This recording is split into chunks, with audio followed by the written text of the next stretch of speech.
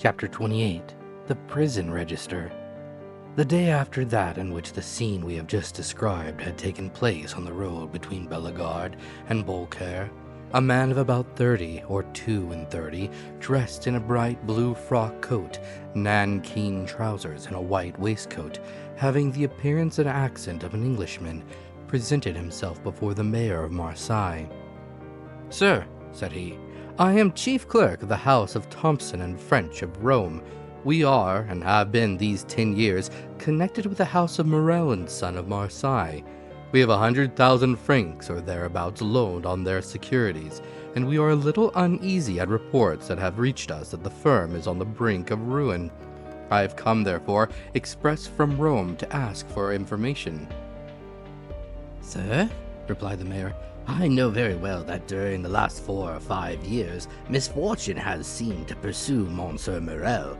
He has lost 4 or 5 vessels and suffered by 3 or 4 bankruptcies, but it is not for me, although I am a creditor myself to the amount of 10,000 francs, to give any information as to the state of his finances. Ask of me, as mayor, what is my opinion of Monsieur Morel, and I shall say that he's a man honorable to the last degree, and who has up to this time fulfilled every engagement with scrupulous punctuality.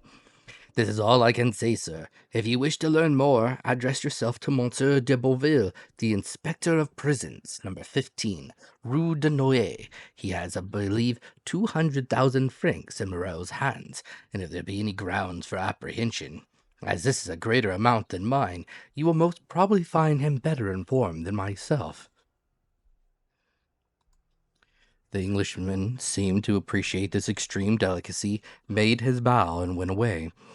Proceeding with a characteristic British stride towards the street mentioned, Monsieur de Boville was in his private room, and the Englishman, on perceiving him, made a gesture of surprise, which seemed to indicate that it was not the first time he had been in his presence.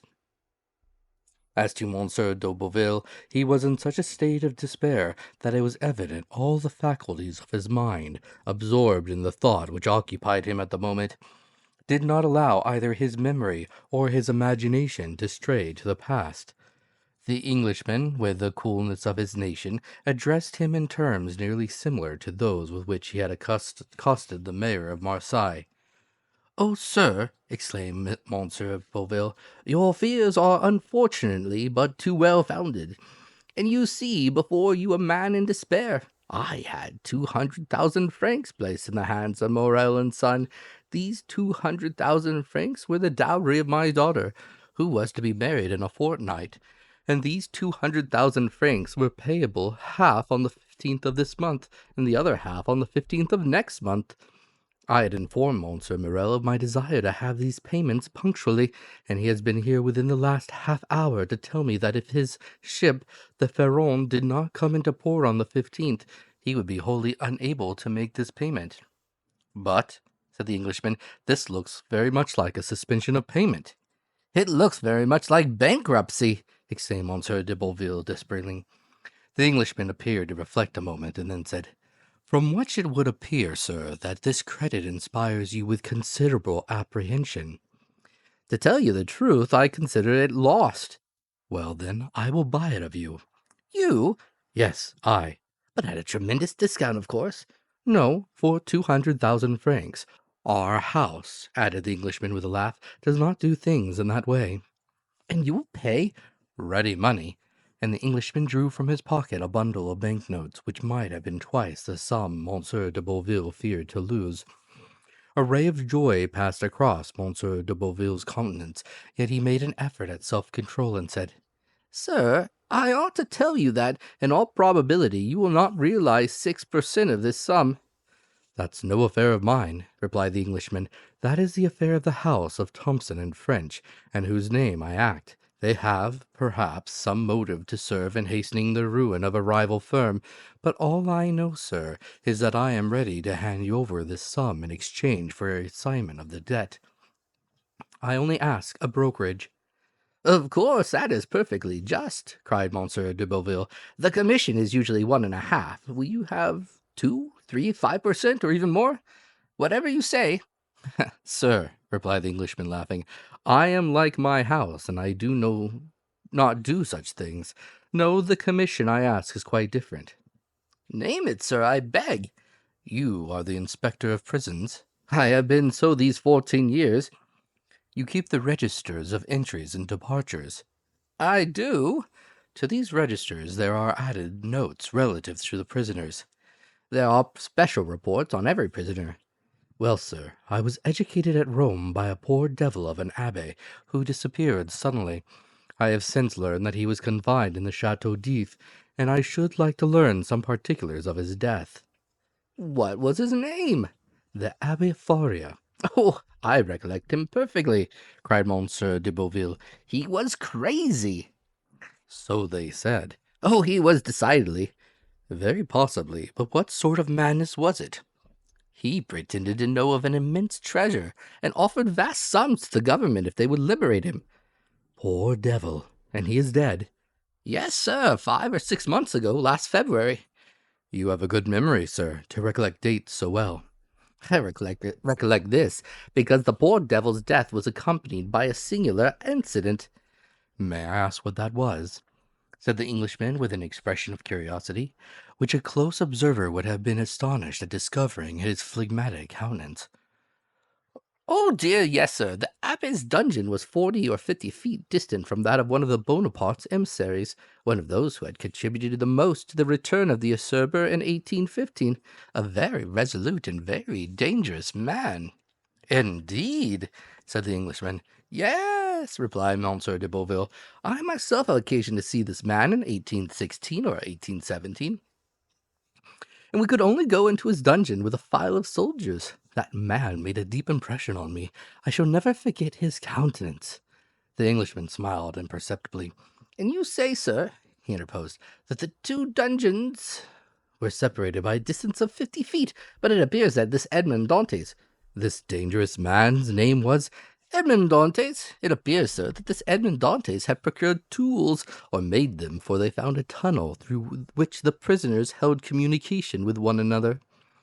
This tunnel was dug, no doubt, with an intention of escape. No doubt, but unfortunately for the prisoners, the Abbe Faria had an attack of catalepsy and died. That must have cut short the projects of escape.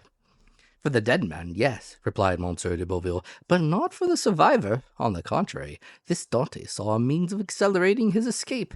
He, no doubt, thought that prisoner who died in the Chateau d'If were interred in an ordinary burial ground, and he conveyed the dead man into his own cell, took his place in the sack in which they had sewed up the corpse, and awaited the moment of interment.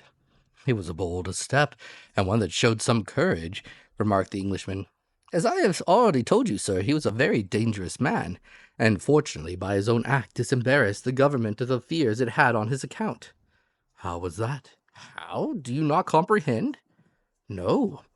The Chateau d'If has no cemetery. They simply throw the dead into the sea, after fastening a 36-pound cannonball to their feet. Well, observed the Englishman as if he were slow of comprehension. Well, they fastened a 36-pound ball to his feet and threw him into the sea. Really? Exclaimed the Englishman. Yes, sir, continued the inspector of prisons. You may imagine the amazement of the fugitive when he found himself flung headlong over the rocks. I should like to have seen his face at that moment. That would have been difficult. No matter, replied de Boville, in supreme good humor at the certainty of recovering his 200,000 francs. No matter, I can fancy it. And he shouted with laughter. So can I, said the Englishman, and he laughed too, but he laughed as the English do, at the end of his teeth. And so, continued the Englishman, who first gained his composure, he was drowned? Unquestionably. So that the governor got rid of the dangerous and the crazy prisoner at the same time. Precisely. But some official document was drawn up as to this affair, I suppose, inquired the Englishman. Yes, the mortuary disposition. You understand, Dante's relations, if he had any, might have some interest in knowing if he were dead or alive. So that now, if there were anything to inherit from him, they may do so with easy conscience. He is dead, and no mistake about it.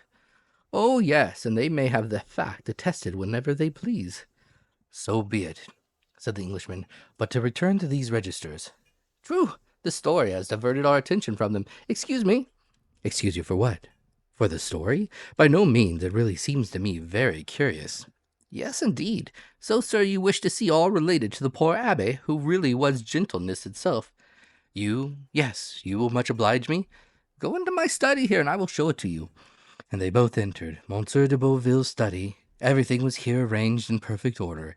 Each register had its number, each file of papers its place.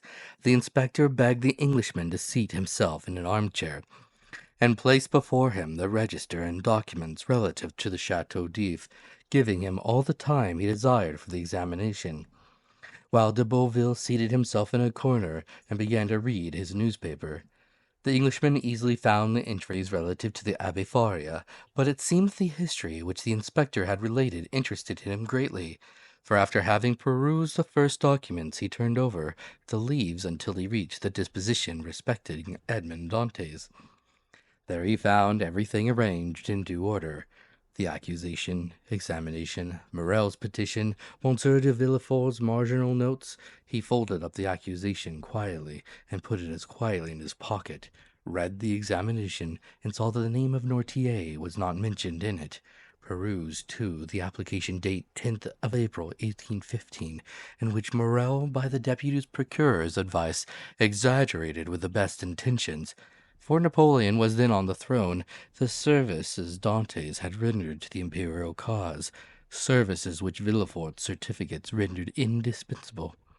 Then he saw through the whole thing.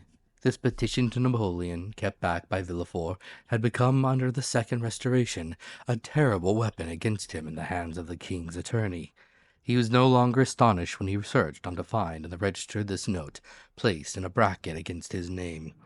Edmond Dantès, an inveterate Bonapartist, took an active part in the return from the island of Elba, to be kept in strict solitary confinement, and to be closely watched and guarded. Beneath these lines was written in another hand, "See note above, nothing can be done." He compared the writing in the bracket with the writing of the certificate placed beneath Morel's petition, and discovered that the note in the bracket was the same writing as the certificate.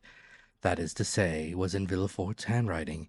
As to the note which accompanied this, the Englishman understood that it might have been added by some inspector who had taken a momentary interest in Dante's situation, but who had, from the remarks we have quoted, found it impossible to give any effect to the interest he had felt. As we have said, the inspector, from discretion, and that he might not disturb the Abbe Faria's pupils in his researches, had seated himself in a corner and was reading Le Drapeau Blanc. He did not see the Englishman fold up and place in his pocket the accusation written by Donclair under the arbor of La Réserve, and which had the postmark Marseilles, 27th of February, delivery 6 o'clock p.m. But it must be said that if he had seen it, he attached so little importance to the scrap of paper, and so much importance to its 200,000 francs, that he would not have opposed whatever the Englishman might do, however irregular it might be. "Thanks," said the latter, closing the register with a slam. "I have all I want. Now it is for me to perform my promise. Give me a simple assignment of your debt. Acknowledge therein the receipt of the cash, and I will hand you over the money." He rose, gave a seat to Monsieur de Boville, who took it without ceremony, and quickly drew up the required assignment, while the Englishman counted out the banknotes on the other side of the desk.